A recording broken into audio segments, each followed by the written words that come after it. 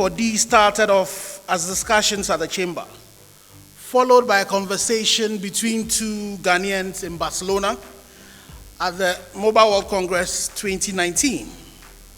This was when Dr. William Durban and myself were in a taxi queue because public transport at MWC 2019 had been disrupted due to agitation by some workers.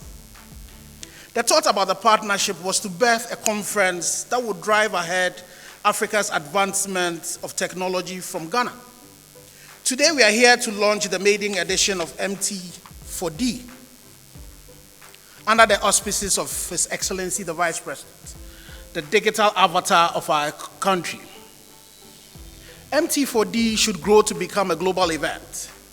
It should be a gathering at which ideas that will transform our world will be birthed, and a place where global announcements will be made.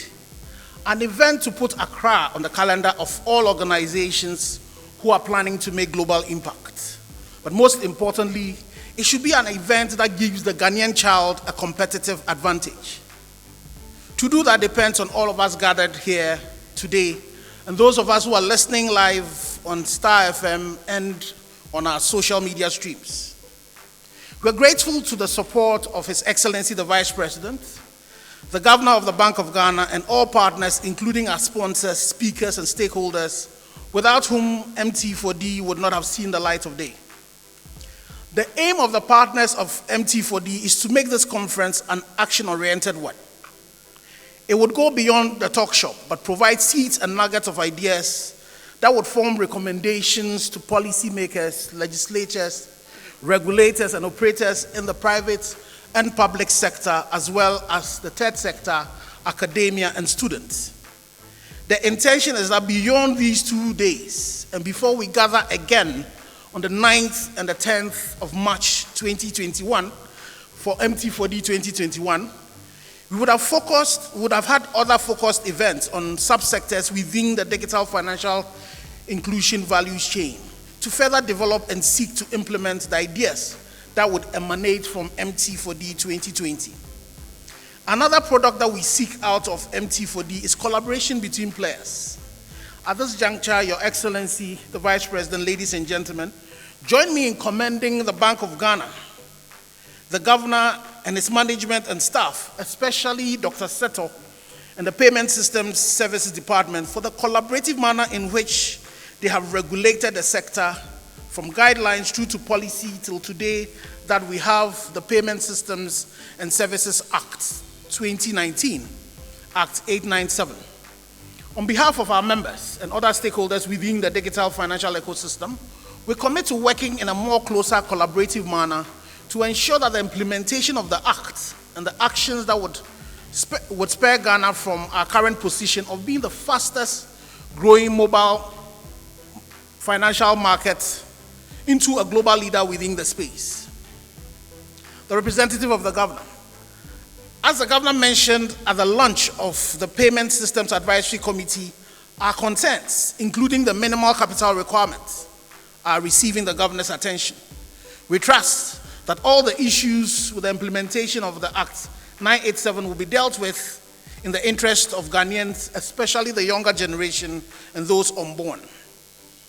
Your Excellency, as an industry, the telecommunications sector is committed to leveraging mobile technology to improve the quality of life of humanity, especially here in Ghana. It is on the back of this belief that the Chamber reached out to the Honorable Minister of Communication to work under her auspices in collaboration with the NTA to engage the Ministry of Health and the Ghana Health Service to partner in the COVID-19 National Preparedness Plan.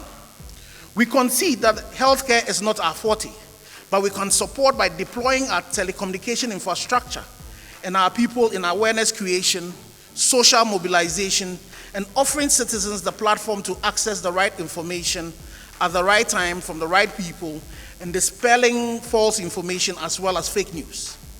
It is said that right and timely information during a crisis is more important than any other thing, including even medication, food, and water. It could be the difference between life and death. We do not intend to do the work of the health professionals, but we commit to provide the right and timely connections between the citizenry and duty bearers who have the right answers, right information, and medication. We are drawing on collaborations with our members' operations in other jurisdictions who have already suffered the scourge of the COVID-19, and with partners like GSMA to leverage their experiences and learning.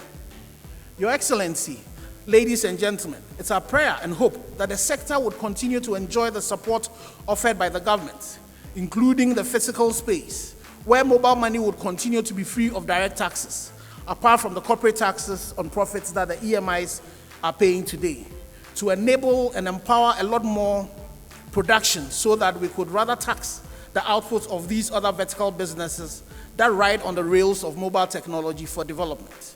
We believe that this call would not only resonate with you, Your Excellency, but also with the Governor of the Bank of Ghana. In the spirit of collaboration within the ecosystem, which is a prerequisite to win, the Chamber is expanding and embracing other players to support the MNOs deliver services to customers. Thus, we welcome C-Squared Ghana as a member of the Chamber and completing processes of embracing COMSIS and Huawei into our fold. There are discussions with other organizations to join the Chamber as we get better at impacting lives within the framework of co-opetition.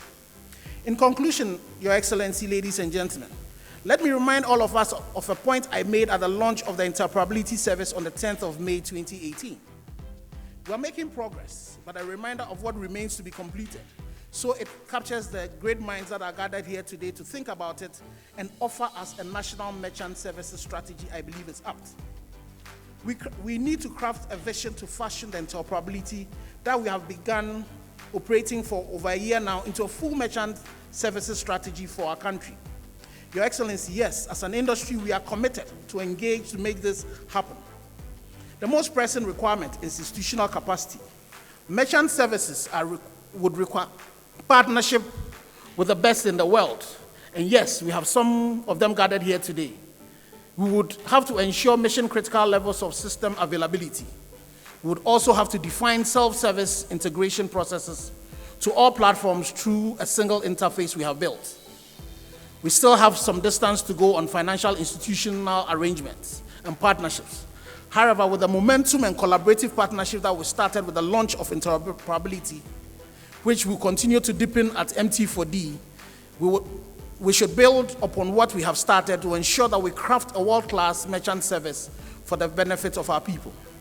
We want to remind all of us that these 2 days offer us great opportunities to advance our financial inclusion agenda.